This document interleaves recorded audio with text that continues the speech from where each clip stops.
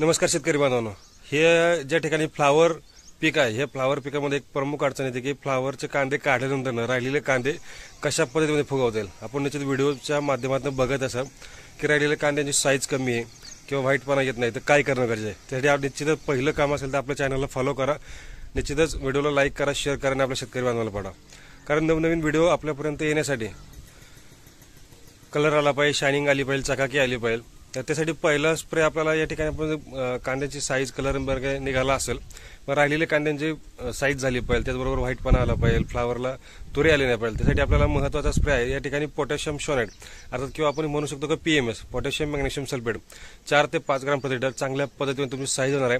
कॉम्बिनेशनला या ठिकाणी आपण सायझर वापरायचे, पीएमएस 5 ग्राम प्रति लिटर, त्याचबरोबर सायझर 2 ते 3 ml प्रति लिटर याप्रमाणे घ्यायचे।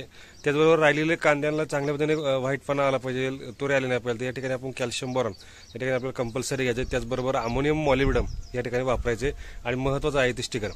ह्या 3 ते 4 गोष्टी मी कंपल्सरी तुम्हाला सांगितलं। पहिल्यांदा सांगितलं पीएमएस अर्थात पोटॅशियम मॅग्नेशियम सल्फेट 5 ग्राम प्रति लिटर, त्याचबरोबर सायझर 2 ते 3 ml प्रति लिटर, त्याचबरोबर कॅल्शियम बोरॉन पाहिजे म्हणजे व्हाईटपणा आला पाहिजे, अमोनियम मॉलिब्डेनम घ्यायचं म्हणजे केसाळपणा किंवा आपण तुरे म्हणतो किंवा फ्लावरला बुंदी म्हणतो ती आली नाही पाहिजे, आणि महत्त्वाचं जे आहे ते स्टिकर हे कंपल्सरी आपल्या ठिकाणी वापरायचे। तर अशा पद्धतीमध्ये हे जे महत्त्वाचं जे नियोजन हे आपल्या ठिकाणी करून घ्यायचं। निश्चितच ही माहिती आवडली असेल तर व्हिडिओला लाईक करा, शेअर करा आणि आपल्या शेतकरी बांधवांना पाठवा।